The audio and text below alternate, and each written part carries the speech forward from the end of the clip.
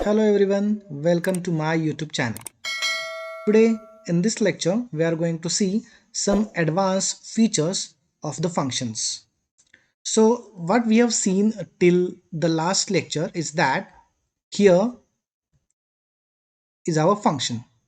So here the main is called as a calling function where we have called the function area underscore 1. In the bracket we have write 2. So this is the argument. We have sent it to the function area underscore 1. So r will take the value as 2. Then it will going to print us the area of a circle. So float pi is equal to 3.14 area underscore cal. This will be the variable that will calculate the area of a circle. So the area of circle is percentage f, where area of it is calculated like pi into r into r. So we have run it like pressing F11. You will see the result that area of circle is 12.56. So now what is the feature in a function? So the first function feature is called as, I am writing it in a comment, function declaration, and prototype for it. Now what is function declaration? So in case of a C language, we have written a function. We can say called a function, and the called function is written over here. So it will do its task that is assigned to calculate the area of circle, and it will return. But now in some cases what we need is that the function should do something for us and return into the main function so that it can be useful in a main function. So how we can do it? So we need to write a return statement. So for that purpose what we can do is that we can type in here the area, that is equal to pi into r into r. So area is calculated here and we are going to return the area. So return, and that area will be area underscore cal, the calculated one. So semicolon. So we have written, but what we are going to do, we are going to take it in a variable. So we can declare a variable as here I have declared it as a data type float. So a is equal to area underscore 1 bracket 2. So it will take the 2 value, goes to the r, it will calculate and it will return. So return value will be available here. So where I am going to print, what I am going to print, area of a circle is percentage f. We can say percentage f, and what we need to print, a semicolon. So I'm going to run it. So look at here what we have got, 12.000000. Why we are not getting 12.56? As we have seen, when we put r equal to 2, pi r square become 12.56. So what we are getting here, just an integer value, because we have written the function as a data type int. So what we can do, we can convert that into float. So if I write float, and here if I write that value comes is also a float, or it can be int, and I'm going to save it and run it. So here we are getting an error. Why error? Because there is a conflict where we have called the function. By default the function is data type of int, but here we have a function, that function is a float. So for that purpose we have to declare the function. So where the declaration takes place, so here we have to declare that there is a function called area underscore 1, and it is handling a float, and again a semicolon. So this is the way the function declaration is. Now we are going to see how it will be. So you can see 12.56, the correct result. So previously, why it is not giving us a correct result? Because we have declared it as int, and then it will return the value as int. So that int value will be goes to a, and a will print the percentage f value, but it will contain int value. Though it is written here as a float, the return value will be not 12.56. So what it will return? It will return 12.0000, or we can say only 12. It is an int. So what a will be getting? A will be getting 12 point means a 12. Because of the float, it will convert that into a 12.000, and it will print over here. So this is the problem with the function. Not proper return was taken place. So that's why we have to convert it into a float. So I have converted that into a float, but by default the area underscore 1, it is in main, so it assumes that it is a data type of int. So that's why there is a conflict in between area underscore 1 in a main function, which is type of int, and area underscore 1, which is type of float. So that's why what it is give us, it give us a error when this particular function is not there. So it is nothing but conflicting types of area underscore 1. So what is the necessary thing is that we have to declare that the area underscore 1 is of a data type float. So it should be declared globally. So whenever it goes inside the main function, it will tell the main that the area underscore 1 is of data type float. So there will be no conflict now in between the area underscore 1, the function in main, and area underscore 1 that is defined below. So if we run it, it will give us a correct result. So this is called as a function declaration. This is called as a function calling, and this is called as a called function. We can call it as a definition of the function. So this is the way the other method of the function declaration is. So now in this case, if we have to write that there is another one function area underscore 2, okay, and again we are giving 3 to it, and we are copying the same content of the what we call area underscore 1, okay. So here again it will return area underscore cal.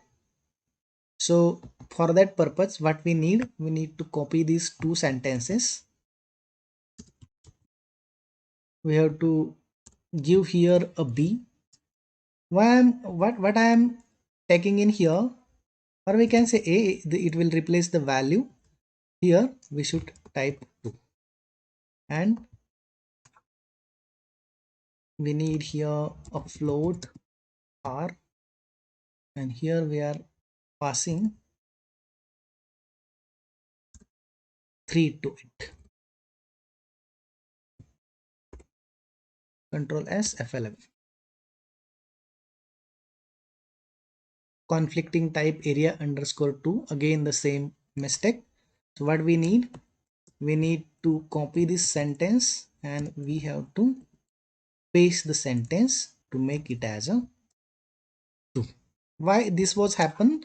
Like area underscore 2 comes in integer main function, so that's why it treated to be as int type, and there is a conflict in between this float and this int area underscore 2. So for that purpose, what we have done, we have declared the another function float 2. If I run it, So take it here that what we are getting, the area of circle is 12.56 and again the area of circle is 28.26. So what I am telling you is that we can call the function so many times, or we can say different functions, and there is no need to write area underscore 1 first, area underscore 2 second, and so on. Why? Because we have declared the function over here. The sequence of the function can be any. So if I give here slash n, this is the new line character, and if I call second first and first second, means I'm calling the area underscore 2 function first and I am defining the area underscore 2 at last, it will not going to affect us. Why? Because it is declared globally. So that's why whatsoever the sequence is, that is not going to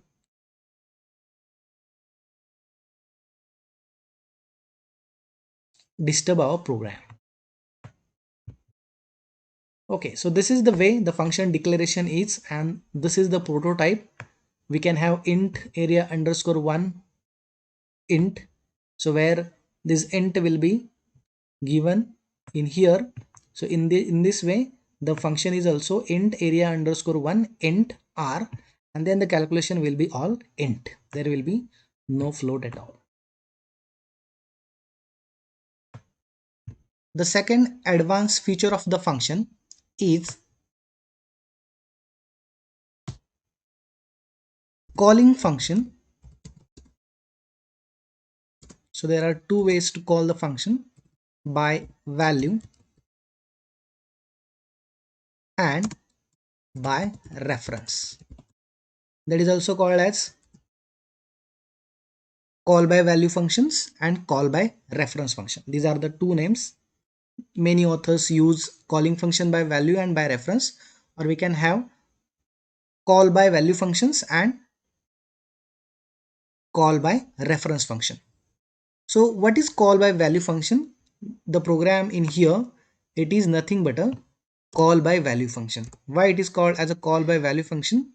So let me just delete the second function, that is also a call by value function. What is a call by value function? Where the function, the calling a is equal to area underscore 2 inside bracket 2, this is actual argument, and it is given to area underscore 1 float r. So this is a formal argument. So now the function 2, we have deleted it.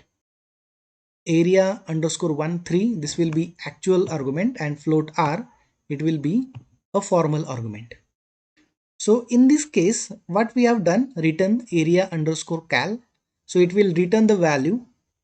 That's why it is called as calling function by value. So this is the calling function, it will take the value. This will be the calling function, it will take the value from here to here, and the called function, it will return the value again to a. So that's why it is called as a calling function by value, or we can say also called call by value function. So what is call by reference function, or we can say calling function by reference? So this is whole new thing in case of a C language, that is also called as a pointer. So for that purpose we need to see what is a pointer. Understand what is the pointer, let me erase all the functions. Let me erase these functions as well. So we are in here only for call by reference, calling function by reference. So you need to understand that if I write here data type int a equal to suppose 5, so what is actually int? So int is the data type. What is a? A is data type of int. And what is phi? Phi is the value assigned to a. Or we can say that in case of a C compiler, with this instruction, C compiler does what it does, it reserve a space where in memory, but it will hold only integer value. So it will reserve a space in a memory and that will hold only integer value. What is the next task it will do? It will give name as A. That memory will also have a name A. We can say it is a memory location. And the third task it will do, it will store value 5. So by writing a single statement int I equal to 5, it will do reserve space in memory. It is type of int. It will give a name to that memory location. That name is actually A, and it will store the value is equal to 5. So these three things that this particular statement will do in a compiler. So compiler will reserve the space, it will give a name as A, and it will store a value equal to 5. So if you have to print the what we call as printf, we are going to print what we are going to print address, memory address, we can say memory address of A. This is very important. That is equal to percentage U. So U is unsigned. I don't know what is the actual value of that memory locations. We are going to print it by percentage A. So percentage we are going to print it by ampersand A. So ampersand A, it will be nothing but an address at that memory location. We are also going to print the value. So as we know, the value of A, so we know the value of A, we can write it by percentage D only, and we'll have A semicolon. We'll run it. So here you can see, just give me a moment, we are going to introduce /n so that there will be a new line. So you can see from that A has address 6487580. This is the very largest value. This will be the address of the A, and the value of A is nothing but a 5. So this is the way the ampersand will do to print the address of that memory location. So it is clear from that A is having a reserve space in memory, it has a memory location, and it has an address. We can say address, and it is nothing but, we have seen that 64,000 6 lakh, I think 64,87,580. This is the memory location, and it will store a value A is equal to 5 in there. Okay, so now what we are going to print, we are going to print, actually we are not going to go like a straight by printing the value of A, the value of A at address. So it is nothing but A equal to percentage D. So I am going to have the notation in here, star ampersand A. So what it will give us, ampersand A is the memory location as we have seen in the first printf statement, and this star, it will be print the value at the address of A. So the statement percentage ampersand A is same as just A. A is nothing but value at A, and this star will point the value at memory location A. So just look at here, I press F11, by you can see here the memory location address is given in here. Value of A is 5. The value of A at address A equal to 5. Means the star will indicate the value at the address. Value at the address. This is nothing but, we can say it as a pointer. So it will point the value at that address, and this pointer is plays very important role in case of a C language. So many users that are not going to deal with the pointer, the user, or we can say a customer or programmer, that is going to use the pointer who understand the concept of the pointer. So let us see how we can declare the pointer. So pointer is declared like this: integer. Declaration of pointer is very simple: star b. So this is a pointer declaration. So what that star tell us? It will tell us value at that memory location. So we can do it by like b equal to ampersand a. So the memory location's address will be stored in b. Now star b will indicate the value at that b. So if we print here the memory location address of a, it is printed over here, same as like we are going to print by using what we can call pointer. So what is the changing thing in there? Just j.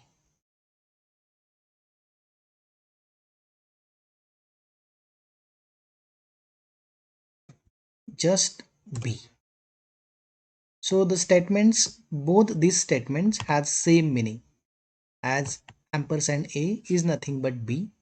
So the memory address of a and b, that will be, memory address of a will be same. So if I run it, yes, the semicolon is missing.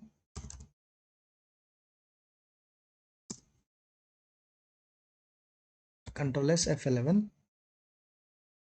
You can see here the memory address of A is same as like the second line, the memory address of A. Why it is so? Because what we have done, we have assigned the address to B. So the address of A will be same. So by using just a pointer, we have declared it as a star B. So B is equal to ampersand A is nothing but B hold the memory location of A. So if you want to print the value that we have printed here, the value of A equal to percentage %d, and we have written there A. So in this way, what we can do is that we can print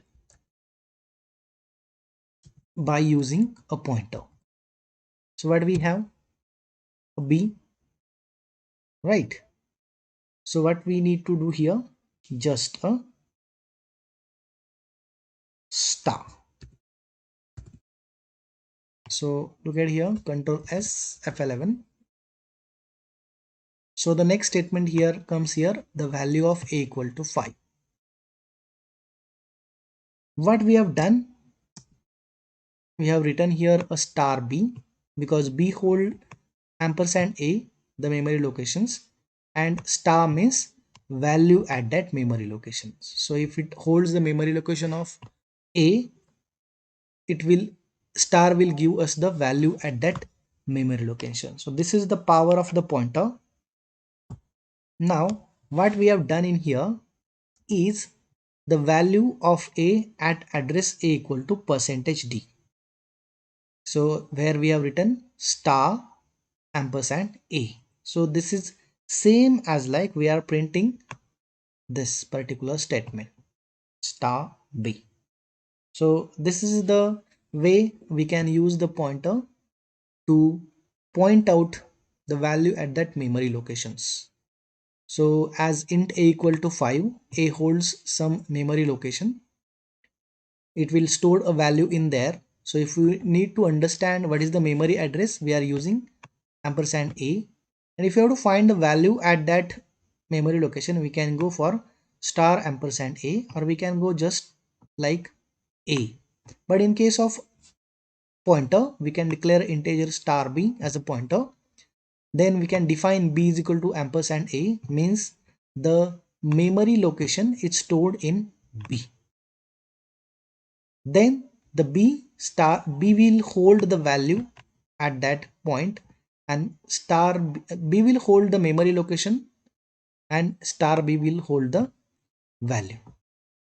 Can you find out the memory location of the what we can call it as a b? So I am writing in here. So ampersand b, is it same as like a?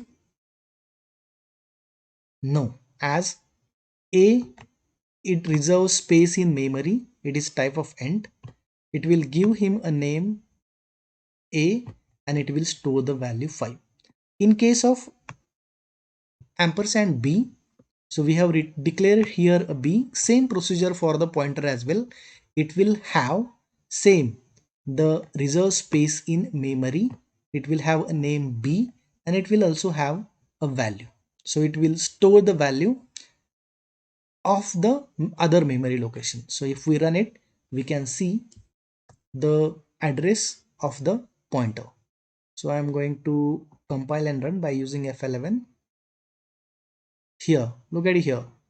Here the address of the A 64,87,580, while this is the memory address of the B 64,87,568. It is different. So I have to write it here B. So you can see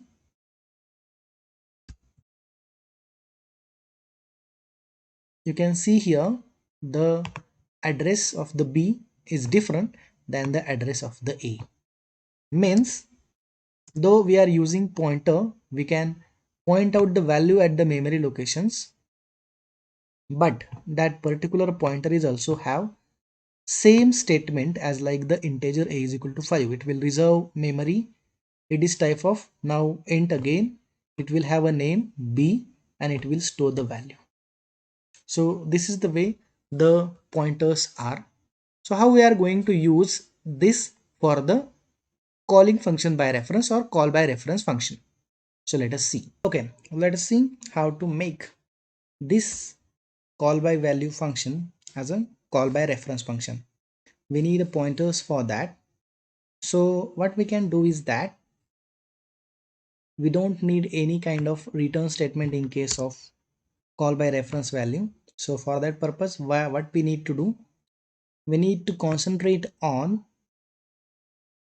the arguments, actually only the arguments. So I am going to declare here r is equal to 2. We can send the value of r, okay, and the location of area. And in this case, we are going to catch the value of r as an int. Suppose r, it will be a local variable, and a float that is of area. Okay, so now here what we need to do, we need to cancel out this particular term. We have only pi r square, and here is area. So where the value at that area will be get automatically updated. And what we are going to do, we are going to take, we are going to declare here area as a pointer. So r is equal to 2 is a simple float. It will hold the value 2.00006 times 0. It will be given in here. So this area 1 function, it will transfer the r value. This is actual argument. It gives to the int r, the formal argument. We can have a float as well here. So if we need to concentrate on the r, and then float star area. So for that purpose we need to declare here that we have a float r and float star area. This will be the change in the function declaration actually for the call by reference value. So this area star is nothing but a pointer, and address of area is the memory location at that area. So it will be transferred to this function float star area. So value at that area, it indicated by star area. So pi equal to 3.14, r will take the value of 2 and it will give us a result in area.